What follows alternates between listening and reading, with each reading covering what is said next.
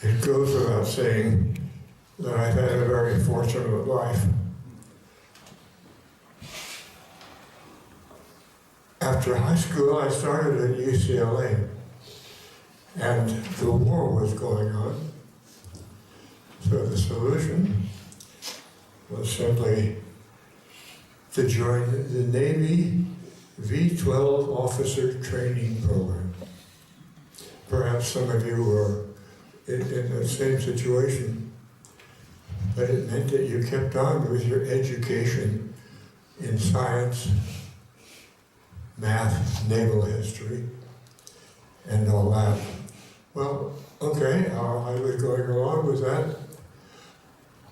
And then the following year, in 1944, the officer in charge said, "You are being sent to Caltech." I said, "Yes, sir." And so I went over to Caltech, and they had the student dormitories, 4 big buildings, all ready for our Navy candidates. And so across the hall from my dormitory, we all two to a dormitory, and across the hall was Arthur Wilbur. You saw something of the Wilbur family in Paula's pictures. So one thing that Arthur and I both truly enjoyed was classical music. Just like I enjoy it with Max Brigado Darman here. So we were playing records, 78 RPM records, all the time. Our favorite recording was a recording from Europe of Sergei Prokofiev playing his own 3rd piano concerto. Records like that. So we had so much in common. In breaks between our class sessions, Arthur and I would hitchhike from Pasadena, Caltech, up perhaps overnight to San Jose. Paula, of course, was very popular. And there were a couple of young men who were there frequently. It didn't take long for me to ask her, please, to marry me. And she agreed. And so, simply to say it goes on from there. We were very happily married. I had a job with Shell Oil. We moved 26 times in our married life, and Paula went right along with it. She made good friends wherever we went. I remember we were in Casper, Wyoming, and Paula had learned from her mother to be a very good bridge player. She was just very good. So some of these other Shell women that she was playing with, one of them said to Paula, "Paula, you really try to win, don't you?" And she said, "Well, yeah. Just being honest about it." But to say that I'm fortunate really came true when Paula and I were married July 12th, 1947 at Stanford University. So now this year is our 69th anniversary. And so I can only say that now you know why I feel that I'm the luckiest man on the face of the earth. Thank you. Even begin to share my memories of Mom. I have thousands of them. Memories that come flooding back in vivid detail every time I think of her. Memories of laughter and tears, of lots of fun, of sharing our deepest thoughts with each other, and mostly memories of unconditional love. I can't possibly share all of those memories with you today. We'd be here until we bring in the new year. So I'm just going to share a few of the stories that I hope reflect the wonderful woman that she was. And you'll hear a lot of these repeated by all of us. First and foremost, Mom loved her family. She was the heart of this family. All of us knew we could turn to her with any joy, any trouble, and she would be there to listen, to rejoice with us, to give us good counsel in difficult times. And when I needed special comfort, she was always there with her special AOR, her name for an all-over rub, a wonderful massage with her soothing nurse's touch. She grew up in San Jose through her entire childhood, but Dad's work with Shell required our family to move every year or two. Mom never complained, or if she did, we kids never heard about it. And it was a home. I never thought of our house being our home. Home was wherever Mom and Dad were. And it was a home filled with laughter. Some of my favorite memories are of Mom and me getting tickled by some funny thought and laughing so hard that tears were streaming down our face. It was also a house filled with good food. Mom was a wonderful cook, and she spent hours and hours poring over her dozens of cookbooks, looking for new recipes to try, and describing in detail the elegant holiday menus that she started planning about 6 months ahead. Part of the reason Mom coped so well with our many moves was her gift for making friends. She and Dad had a busy social life, often with other Shell families whose lives intersected with ours. I remember the many parties that they threw, very often with a theme. I still remember the hobo party where everybody drank their cocktails out of tin cans. But Mom didn't restrict her friendships to people in her social circle. She made friends with everyone.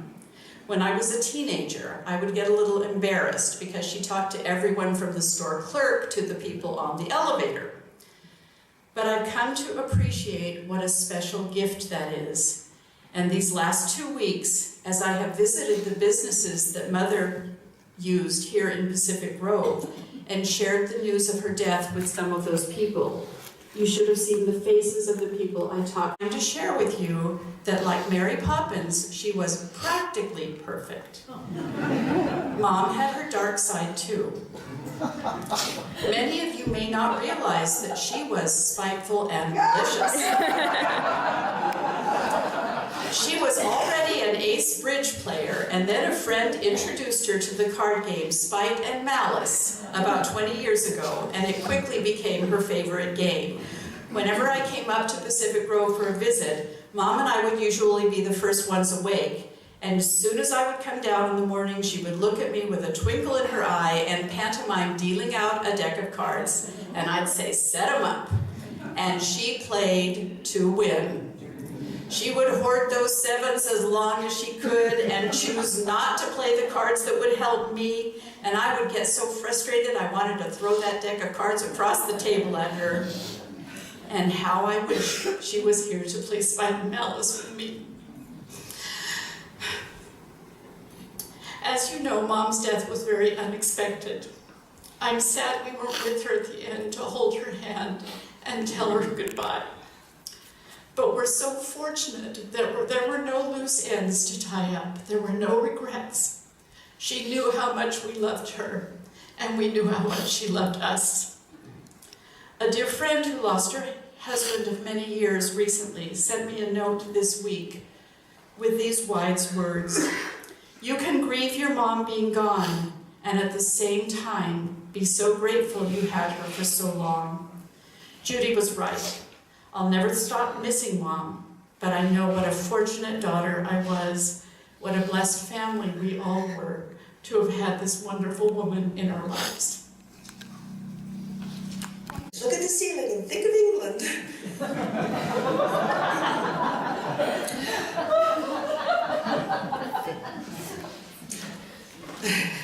When I was a child, Mommy was everything to me. She was snuggly and she had the sweetest, most comfortable lap for sitting in. She was a wonderful cook. She seemed to know every song and every game. And by the way, Dad used to call Spite and Malice piss and moan. But that was usually from whoever she was playing with. I couldn't get to sleep without a goodnight kiss from my mom. She was unfailingly cheerful with a smile like sunshine. I knew I had the most wonderful mommy in the world. And then I became a teenager. And I turned into a word that Paula Lindsay would not want me to say, although I'm sure she thought it more than once. I became sullen and snarky and stubborn, and I began to judge her. I began to think of her as small. This was in the late 60s and early 70s when women were marching for liberation. But Mom didn't seem to want to be liberated. She was perfectly content to take care of her family and her home. She did, as has been mentioned, she did go to nursing school to become an LVN, but even that wasn't because she longed for a career. She just did that in order to help put me and Joan and Rob through college. Now, when I found out that she had graduated at the top of her class in nursing school, I was actually surprised. You mean my mom is smart? And so I judged her for that. Here was this apparently intelligent woman who seemed satisfied with being a wife and mother and full-time homemaker, which she continued to be even through her nursing career. She didn't get any help from me. I wished that she were more like me. I mean, I had important things to do. I was going to be an actress. I was going to be a writer. I was going to make a mark in the world. I was going to be important. Not like my mom, who didn't seem to have any ambition for herself. All of her ambition was for her husband and her children. All she wanted was for everyone around her to be happy. And I am so grateful, so incredibly grateful, that we both lived long enough for me to grow up enough to see how completely wrong I was. She was not small at all. She was modest and self-effacing, that's true. But in her generosity of spirit and of heart, she was enormous in a way that very few of us ever learned to be.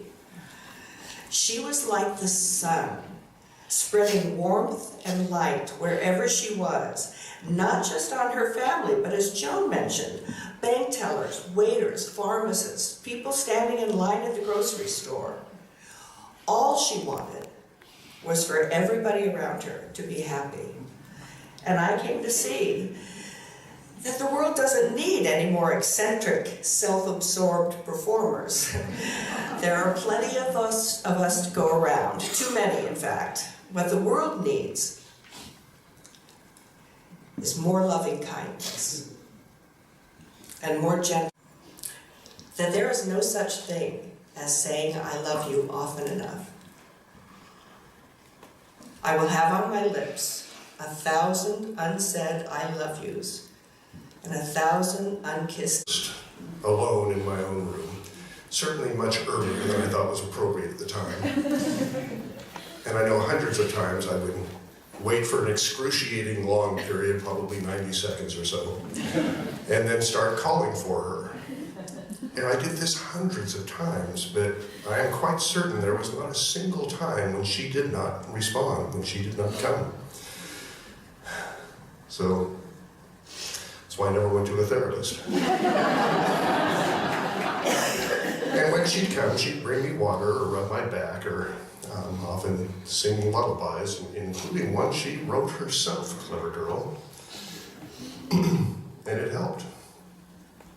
So I tried to keep the tradition alive with my own daughters, but by the time they were little kids, I didn't remember any lullabies, and I wasn't as clever as mom, so I couldn't invent my own, so I started singing them, I guess you'd call them Western ballads, because I couldn't think of anything else. One of them, it turns out, has lyrics that are not inappropriate for this occasion. So if you'll indulge me, I'd like to sing that ballad to my mother, and then I'd like to sing to all of you the lullaby she invented.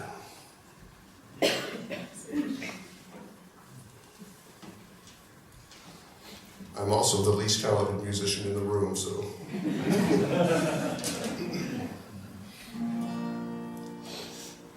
From this valley they say you are going.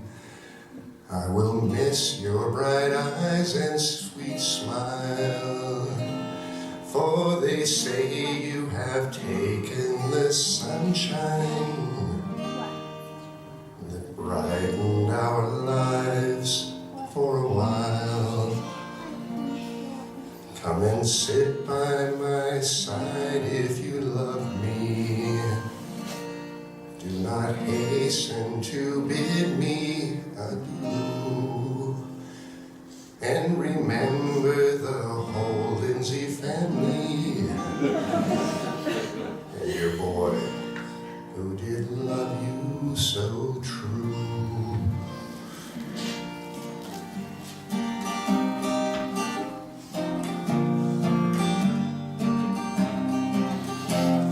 The man in the moon is a very merry fellow. He is fat and round and so very, very yellow. And when the stars come out at night, the moon comes up and shines so bright. He looks in your window and beckons you to come. The man in the moon is a jolly little elf, and if you close your eyes, you can visit him yourself. So go to sleep, my darling one. Go to sleep and dream of a journey to the man in the moon. Thanks for the journey, Mom. Barbara's husband. Sorry. I'm a late addition to the family. I've only been a participant for what is it, we're 10-year newlyweds now. So, Paula was absolutely the nicest person I have ever met. And I'm so honored to have known her as long as I did. And I wish I had more time. Thank you, Paula. And thank you, Lindsay's. Paula's granddaughter. You're right, Rob, this is much harder than I thought it would be. I'm actually going to share two memories with you. One is my own memory, and one is a memory that my family has told me about my grandmother and myself. The first is my memory. When I was in elementary school, I hated going to school. Almost every week to 2 weeks, I would call and say I had a stomach ache. And the person that I would call was my grandmother. We called her Nonnie. So I would call Nonnie, and Nonnie would immediately come and pick me up from school. No questions asked. And as soon as she grabbed me, we would go and get frozen yogurt. And we would go to the video store next door and rent a couple of movies and go home to their house, and I would miraculously feel better. I made a miraculous recovery. And then she would let me go in her bathroom and put on whatever makeup she had, And I would get to go through her wardrobe and pull out whatever slips or nightgowns were the laciest or the flowiest and put them on, and she would always go into her craft drawer and find the nicest ribbon that she could and wrap the ribbon around my waist, and I would go in the backyard of her very well manicured garden and her beautifully pruned roses and dance for the rest of the day until my mother came home to take me back to reality. And that's my favorite memory of my Nonnie. My second memory, real quick, is, like I said, it's not my own memory because I was so young. When I was 2 years old, I was diagnosed with Wilms tumor and cancer. And I was at the Children's Hospital in Stanford, California. And after very long hours of being in surgery and having my kidney removed, I was going through chemotherapy and radiation treatment, and I was a generally happy and cheerful child, but apparently at this time I had lost a lot of that happiness and cheerfulness, and I was very tired, and I was starting to look not so well, my eyes starting to sink back into my head, and my mother was starting to be very worried about me because my attitude and my entire mood had just changed a lot after several days and weeks of being in the hospital. And Nonnie came to visit, and I immediately smiled. And I said, "Hi, Nonnie." And my mom said after that I was fine. And she always told me I was her special girl. And she was mine. Thank you. I'm Paula's grandson. I always knew her as Nonnie. And I think if I remember correctly, I was actually the one who named her Nonnie when I was learning how to talk. And I know I'm reiterating a lot of what people have already said, but she was the kindest, gentlest, most selfless person that I've ever known. All of her energy was devoted to her husband or her family or her community. All of us here have been touched by her in some way. And so because of her, to varying degrees, we're all a little kinder, a little gentler, a little more selfless. And because of that, the world is a little kinder, a little gentler, a little more selfless. And I can't think of a better legacy that anyone could leave behind than that. So, thank you, Nonnie.